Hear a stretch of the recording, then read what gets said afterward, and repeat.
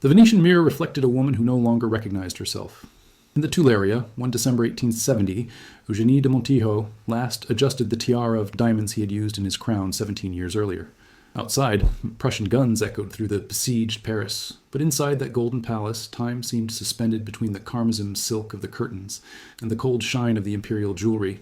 His hands, still delicate at the age of 44, trembled imperceptibly as he played the rubies who ordered his neck, stones that had been admired throughout Europe, but now seemed to weigh as chains.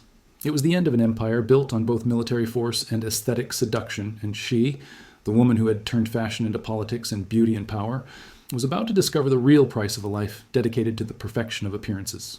If you appreciate stories about the dark side of the aristocracy and the secrets behind the golden facades, consider subscribing to the channel to follow more narratives about fascinating figures they shaped, and were shaped by, their time. Maria Eugenia Ignacia Agustina de Palafox, Portocarrero de Guzman y Kirkpatrick, was born in Granada on May 5, 1826, daughter of a Spanish aristocratic family in decay and a Scottish mother with suave social ambitions. Countess Maria Manuela Kirkpatrick had created her daughters for one purpose: social ascension through strategic marriage. It was a time when Europe went through deep political and social transformations, when the old aristocracy tried to reinvent itself to the rise of the bourgeoisie, and when a beautiful and intelligent woman could use her appearance as a currency of exchange to gain positions that birth no longer guaranteed. Since childhood, Eugénie has been shaped as an object of contemplation. Her reddish blonde hair, rarity between the Spanish, were carefully hairstyles and displayed in Madrid halls. Her mother wore her with silks imported from Lyon and taught her to walk, speak, and smile in a calculated way. The girl learned early that her beauty was both a gift and a responsibility, an instrument that should be tuned, polished, and used with surgical accuracy. Countess Kirkpatrick had realized that beauty, when combined with refined education and magnetic presence, could open doors that money and title did not reach. Eugénie spoke French, English, and German fluently, touched piano gently, painted watercolors, and dominated the art of intelligent conversation. But behind this latent education there was an existential void that the girl herself did not understand. She was being prepared to be admired, not to be loved, to be possessed, not to possess. At 16, when the family moved to Paris, Eugénie discovered a city that breathed luxury and sophistication like never seen. Louis Philippe's Paris was a perfect scenario for their maternal ambitions. Literary halls where female intelligence was celebrated, balls where elegance determined social hierarchies, and a society that valued both beauty and the ability to constantly reinvent it through fashion. It was in this Paris that Eugénie developed her first obsession, the idea that aesthetic perfection was not only desirable but morally necessary. She spent hours before the mirror, studying every angle of her face, every movement of her hands, every fold of her dresses. It was not simple vanity. It was an almost scientific search for the exact formula of irresistible beauty. She mentally cataloged the effects that different colors had on her skin, the way certain jewelry enhanced her eyes, the hypnotic power of a timed smile. In 1849, Eugénie met Louis Napoleon Bonaparte, then president of the Second French Republic, in a reception at the Alicia Palace. He was 41, she was 23. He was an unmistakable man, low, waxed mustache, melancholy look, but he carried the mystical weight of the name Bonaparte and the silent magnetism of power. Eugénie immediately recognized the opportunity of her life, but also realized that a more sophisticated strategy than simple seduction would be needed. For 3 years, she orchestrated one of the most calculated conquest games in the history of the European aristocracy. It appeared in the same social events as him, but always accompanied, always unreachable. She wore dresses that highlighted her silhouette without looking vulgar, jewelry that drew attention without excessive ostentation. He talked to him about politics and literature, demonstrating an intelligence that complemented his beauty without eclipsing her. It was a masterful performance of strategic femininity. What Louis Napoleon did not know was that each meeting had been carefully planned. Eugénie studied her tastes, her preferences, her moods. He found that he admired independent women, but was intimidated by very assertive intellectuals. He learned that he valued discreet elegance more than ostensible luxury. He mapped his insecurities, the constant comparison with the famous uncle, the need for legitimation through marriage to a recognized aristocrat. Eugénie's strategy was based on the creation of an irresistible persona, the woman who was simultaneously accessible and unreachable, intelligent but not threatening, beautiful but unconnect. She became the ideal feminine version of bourgeois romanticism, the inspired muse, but could also be a competent political companion. When Louis Napoleon became emperor in 1852, assuming the name of Napoleon III, Eugénie understood that his window of opportunity was closing. He needed a wife who legitimized his reign, and she needed a position to justify every year of preparation. The problem was that he was considering dynastic marriages with royal blood princesses, while she was just a Spanish countess of exceptional beauty. It was then that Eugénie made the boldest decision of her life. She refused to become the emperor's lover.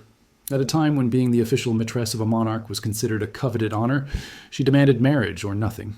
It was a risky bet that could result in its complete social ban, but Eugénie had correctly calculated the psychology of Napoleon III. He was a romantic that idealized impossible love, and her resistance only intensified her obsession. On January 30th, 1853, at the Notre Dame Cathedral, Eugénie de Montijo became the Empress of the French. The ceremony was a show of magnificence calculated to impress not only France, but all of Europe. She wore a white and silver, embroidered white silk dress, a 4-meter tail supported by 6 ladies of honor, and a diamond tiara that had belonged to Empress Josephina. Every detail had been chosen to convey a message. The new empress was not just beautiful, it was the embodiment of the French imperial elegance. But behind the ceremonial pomp, there was a woman experiencing the first great victory of her strategic life. At 26, Eugénie had reached a position that few Europeans could dream. He was the empress of the most powerful nation on the continent, wife of the man who considered himself heir to Napoleon Bonaparte, lady of palaces who rivaled with Versailles in splendor, had transformed its beauty into real political power. However, the coronation also marked the beginning of a golden prison that would last 17 years. As an empress, Eugénie found that her life no longer belonged to her. Each dress he wore became a fashion trend throughout Europe. Every jewel he chose was analyzed by diplomats as a political statement. Each public appearance was scrutinized by journalists in search of signs about the health of the empire. She had simultaneously become the most powerful and most observed woman in Europe. The cruel irony was that by achieving the aesthetic perfection he had always sought, Eugénie found that perfection was a prison. I could no longer try, make mistakes, or simply exist without public consequences. Each wrinkle that appeared on his face was commented on by the press. Each kilogram that won or lost became a subject of state. His humanity had been sacrificed on the altar of his own creation, the perfect empress. Eugénie's obsession with appearance has intensified proportionally with public pressure. She spent hours being dressed by her ladies of company, experiencing color combinations, testing new hairstyles, adjusting every detail of her presentation. Developed increasingly elaborate beauty rituals, milk and honey baths, massages with oils imported from the East, facial treatments with exotic ingredients. It was as if she were trying to turn into a work of living art. The Tuileries became the stage where Eugénie staged her perfect empress performance. The palace, with its golden halls and geometric gardens, was an ideal scenario for its calculated theatricality. She redesigned the imperial apartments according to her tastes, importing ebony and ivory furniture, Persian rugs, and baccarat crystals. Each room was conceived as a living picture where it would always be the central figure. Imperial grades had become legendary for their choreographed elegance. Eugénie received guests wearing exclusive creations of Charles Frederick Worth, the English seamper who had settled in Paris and would become the first big name of haute couture. She was one of Worth's first clients, and together they created a new concept of imperial fashion. Dresses that were simultaneous mind works of art and political statements. The Empress developed her dresses as a film director planned scenarios. Each social event required a specific appearance. Colors that complemented the decoration of the environment, jewelry that talked to lighting, silhouettes that create the desired visual impact. She had over 1,000 dresses, cataloged and organized in a wardrobe that ran several rooms in the palace. It was a collection that rivaled museums in magnitude and value. But Eugénie's obsession went beyond the clothes. She controlled every aspect of the imperial presentation, the arrangement of furniture during receptions, the sequence of the songs played by the court orchestra, even the intensity of candlestick lighting. It was as if she were driving a continuous opera where every detail contributed to the illusion of imperial perfection. The courtiers soon learned to decipher the Empress' moods through their aesthetic choices. Dresses in shades of blue indicated political satisfaction. Red suggested tension, white represented melancholy. His jewelry also functioned as code. Diamonds for formal occasions, pearls for intimacy, rubies for demonstrations of power. It was a visual language that she had developed instinctively, turning her appearance into the form of nonverbal communication. Eugénie's daily routine was structured around its public presentation. He woke up at 7 in the morning and spent 3 hours preparing for the day. Fragrant bath, creams and oils, clothing choice, jewelry adjustment, hair arrangement. It was 3 hours of almost religious ritual, where each gesture was executed with ceremonial accuracy. Their ladies of company had become silent accomplices of this obsession, learning to anticipate their aesthetic desires and needs. In 1856, after 3 years of marriage, Eugénie gave birth to the imperial prince, Louis Napoleon. Motherhood should have been the crowning of its marital happiness, but the first great fissure was revealed in its facade of perfection. The pregnancy had altered his body so that no corset could completely disguise. For the first time in his adult life, Eugénie experienced the anguish of not being able to fully control his appearance. The delivery was difficult and left sequelae that would torment her for the rest of her life. She developed an obsession with exercise, trying to recover the silhouette that had made famous. He hired private gymnastics teachers, a scandalous novelty to an empress, and spent hours practicing exercises in private rooms of the palace. It was a desperate attempt to regain the body that considered its main political weapon. The relationship with the son also revealed dark aspects of his personality. Eugénie loved the boy, but saw him mainly as an extension of his own public image. She dressed him like a living doll, choosing her clothes with the same care she dedicated to her own. The imperial prince's public appearances were choreographed as shows, where mother and son posed as living paintings of dynastic happiness. Napoleon III, in turn, was beginning to get tired of his wife's constant theatricality. He valued moments of genuine intimacy, but Eugénie seemed unable to exist without audience. Even in family dinners, she dressed and behaved as if she was being observed by foreign ambassadors. The spontaneity had completely disappeared from his personality, replaced by a continuous performance of herself. The emperor began to seek female company out of marriage, not necessarily for sexual dissatisfaction, but for the need for authentic human relationships. Her lovers were often simple women, bourgeois or artists, who offered her the naturalness Eugénie had lost. It was a more than physical emotional betrayal, and Eugénie perceived her instinctively, responding with intensification of her beauty rituals. The discovery of her husband's infidelities plunged Eugénie into a self-esteem crisis that she tried to solve through increasingly dramatic aesthetic changes. She has tried new hairstyles, hair colors, makeup styles. He ordered increasingly elaborate dresses, increasingly showy jewelry. It was as if she believed that absolute visual perfection could regain lost love. During the 1860s, Eugénie turned the French court into the center of world fashion. His aesthetic influence transcended national borders. Queens and princesses from all over Europe copying their dresses. Nobles Russian ordered jewelry identical to their own. Bourgeoises tried to reproduce their hairstyles. She had become a kind of dictator of continental elegance. The Empress used its power to promote the French luxury industry. His Worth dresses encouraged the Cedar Leon's Ayas. His jewelry moved the placers of Place Vendôme. His perfumes created demand for the essences of Grasse. It was a sophisticated form of economic policy through cultural influence, where imperial vanity became a French soft power tool. But this influence had a devastating personal price. Eugénie had become a prisoner of her own creation. He could no longer appear twice with the same dress, could not repeat jewelry combinations, could not relax his aesthetic vigilance or for a moment. Each public appearance required innovation. Each social event required overcoming the previous one. It was an infinite race against itself, where victory was impossible because the goal always moved. The obsession with the novelty led her to increasingly risky experiments. She was one of the first women to wear makeup in an ostensible way, scandalizing conservatives who considered cosmetic signs of immorality. She tried elaborate hairstyles that required hours of preparation and wire structures for support. She used corsets so tight that she often fainted during official events. The European press accompanied every change in its appearance with morbosa fascination. Fashion newspapers published detailed illustrations of their dresses, women's magazines analyzed their color choices, caricaturists satirized their extravagances. Eugénie had become simultaneously icon of elegance and object of public ridicule. His image was collective property, commented and judged by millions of people he had never known. The emotional isolation resulting from this constant exposure has transformed it into an increasingly melancholy figure. Despite being always surrounded by courtiers and admirers, Eugénie lived in deep solitude. He had no real friends, just accomplices of his social staging. It had no confidants, only paid employees to keep secrets.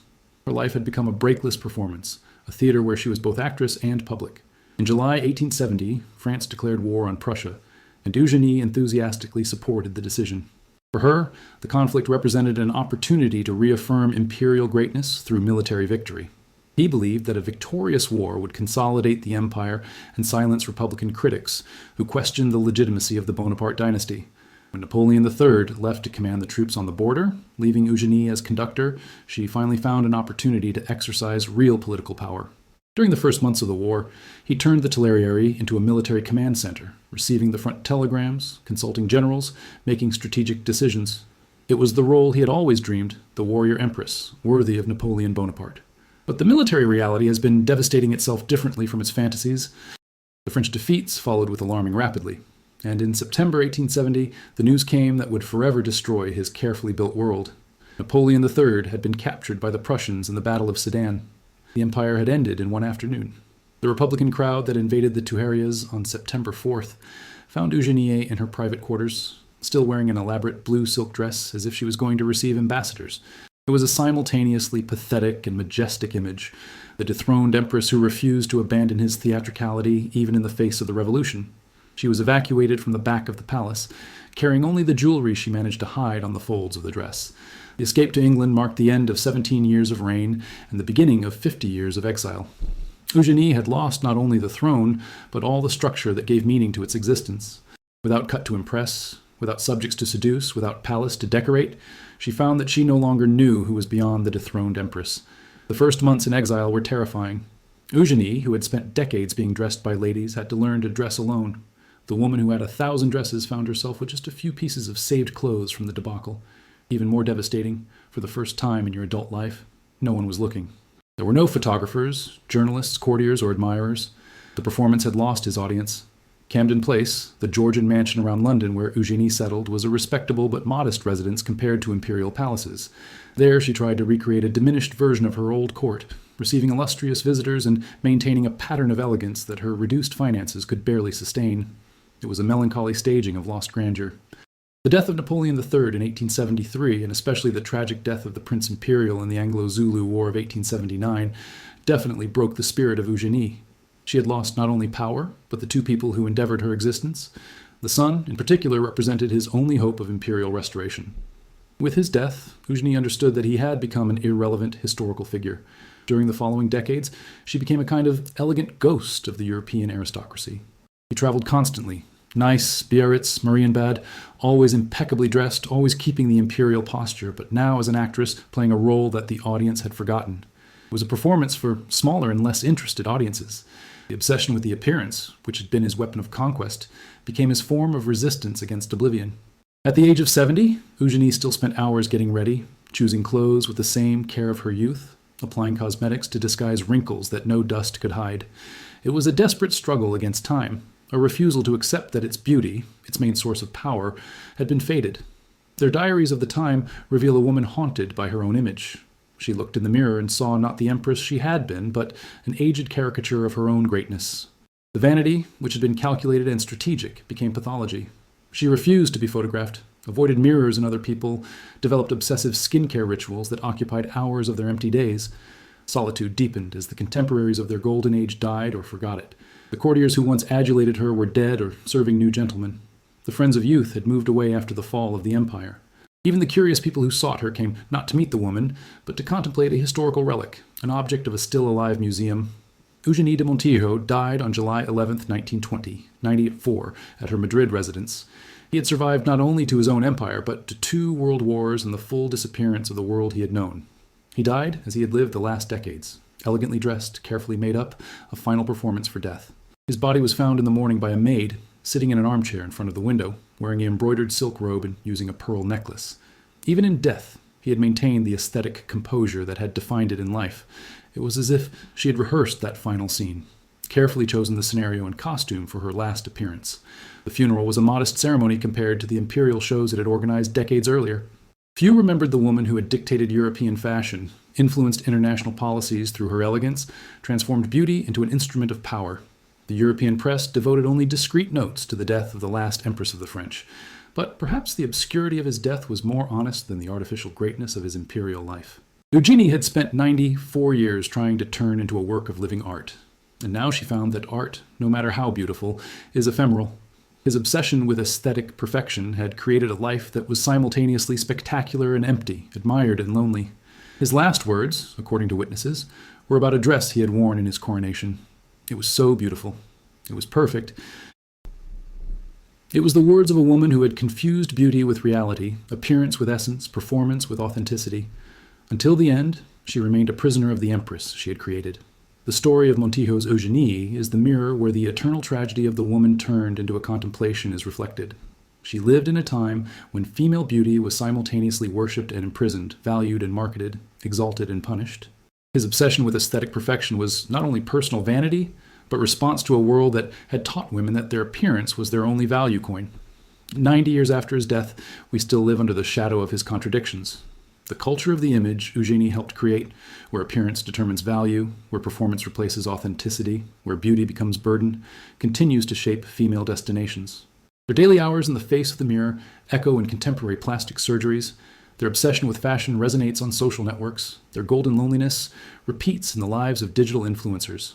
Eugénie de Montijo was simultaneously victim and creator of the myth of performic femininity.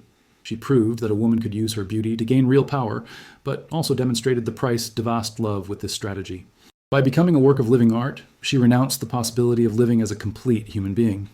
His life teaches us that the pursuit of aesthetic perfection can be both liberation and prison, both power and impotence. She reached heights that few women of her time dreamed, but paid with decades of loneliness and device. In the end, he discovered that he had exchanged his humanity for a crown that time would take. The Venetian mirror of the Tuileries has been wiped out during the 1870 Republican invasion, but its fragments continue to reflect, in millions of other mirrors, the distressed face of women who still seek the key to a power that may never exist in their appearance. Eugénie de Montijo died, but the ghost she created, the Empress of perfect beauty, still haunts our mirrors.